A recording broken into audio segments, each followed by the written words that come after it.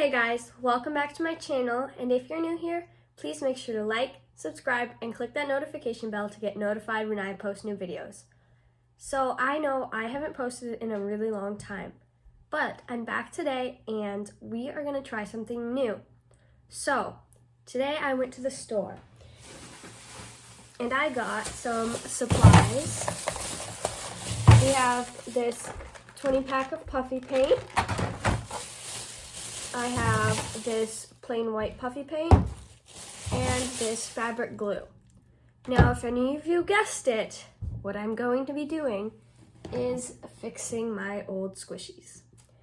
So, I don't know if any of you have watched Mariah Elizabeth's channel, but on her channel, she fixes a bunch of old squishies. I'll link her channel down below so you can check her out because she's really awesome. And in this video, I'm going to be doing my first squishy makeover that I've ever done. Let's bring in the specimens. So I have a box, I have a lot of squishies. I don't know what ones I'm gonna do, but we got this unicorn, don't know what I would do with that, mermaid, I don't know. But what we're gonna do is we're gonna take a random dip into this bucket, and whatever squishy I get, I'm gonna give a makeover, all right? Here we go.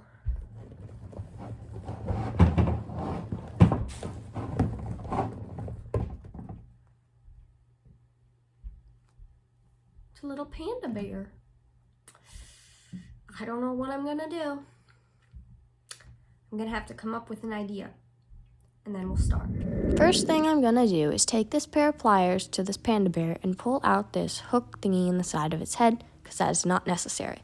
And now, as you can see, there is a little hole in the head, but I'll take care of that later, so we don't have to worry about that.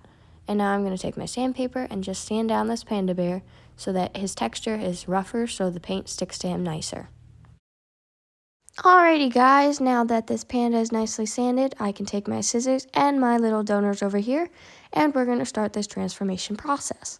So the first thing I'm going to do is cut off the parts that I want to use in the future, which is the ears and the horn of the unicorn and the wings of the chick. And then I'm going to cut the bow off of the panda as well and throw that away.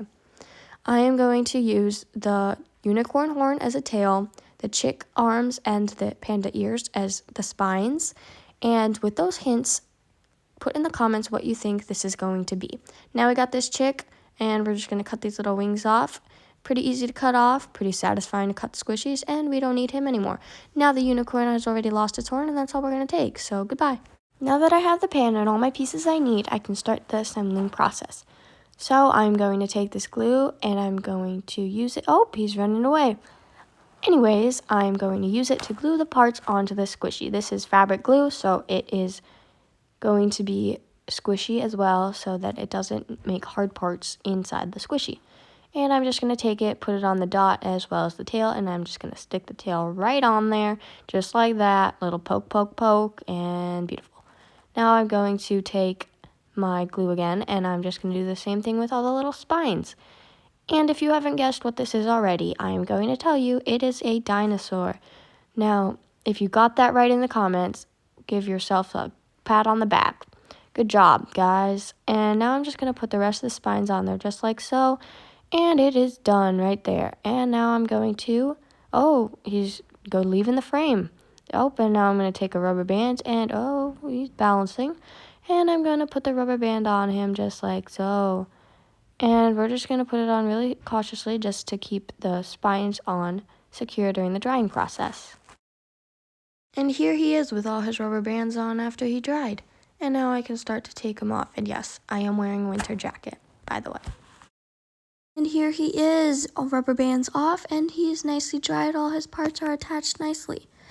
And I'm taking my puffy paint, and I'm going to just put it in all the gaps and creases on this panda bear, just so that the surface is smoother for painting.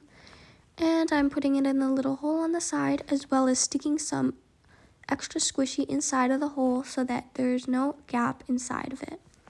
And I'm just applying it around the spines and around the tail, just so the surface is smoother and so that the edges glide. His edges are now all patched up, his parts are securely fastened, and we are ready to paint him white. Now I'm painting him white so that we have a nice base coat to start out with so that it is easier to paint the other colors on top of it. So I'm just going to squeeze my paint into this little paint palette, and I'm going to take my brush and apply the white coat onto it. It did take many coats to get this all white, but I eventually did it. As you can see, it's going on really thin and the paint is very unsaturated. After what felt like a million coats, he is finally white and we are ready to start with the color. Woohoo! So I decided to do a design somewhat like this. It actually changes in the future, so be ready. And we're taking my green paint, which I decided on, and I'm just going to take it and squeeze it into my palette as well and start painting the first coat. This green took a lot of coats as well, just as the white did, but with patience you can do anything, right? Yeah, okay, so I'm just going to paint a whole bunch of coats and I'll see you guys after that. Ta-da! Just like that, he is green. And now we're going to paint his spines yellow just to give him a little more pizzazz. So I'm going to take my yellow paint, give it a little shaky, and oh, can she open it? Can she? Oh, yes, she can. All right, now we're going to paint the spines yellow. And just like I did with the white and the green, I'm going to paint them yellow. And just like them, they took a lot of coats as well. So stick around and he will have yellow spines eventually. And just like I told you, his spines are now yellow. Oh, and look, it looks like she added some accessories to her wrist while we were at it.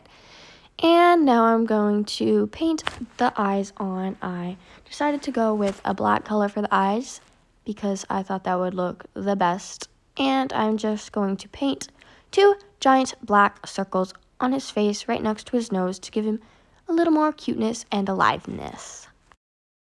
He now has giant black eyes, which is kind of creepy to be honest, but don't worry, we'll fix that real quick. I'm going to take some white and give him some little white dots in his eyes to show the reflection and make him look more lively. So I'm just going to squeeze out my white and I'm just going to use this toothpick. And hurry up, lady, you're taking forever to get that paint out. Alright, so we're taking the white paint on this toothpick and I'm just going to put little dots on his eyes. Just 2 dots and a little line like you'll see in the next clip. Just finishing the last little specks in his eyes and we're ready to move on to his nose. So I am going to take this darker green paint, and this was actually my sister's idea, shout out to her. I'm going to add 2 nostrils and the little mouth on the nose. Alright, just look at that. Look at that face. Just look at it and tell me it's not adorable. Because it is. Anyway, I still thought he was boring, so I took some yellow paint and I'm going to paint a little belly on him. And he is running away from that idea. But I managed to wrangle him up and apply a nice little yellow belly coat onto him. Just as the other coats, this coat took a lot of layers, but eventually I managed to get a nice little belly coat on him, and he's a lot cuter now. And after all that, we have this finished dinosaur. I actually decided to put my signature on the back right there, E.T., with a little heart, just to signify how much I love him. Here's the before, and we have the after. Let me know which one you like better. Thank you guys so much for watching this video. Make sure to like down below if you want to see me decorate more squishies in the future. Subscribe, and comment down below what you think I should name this little guy.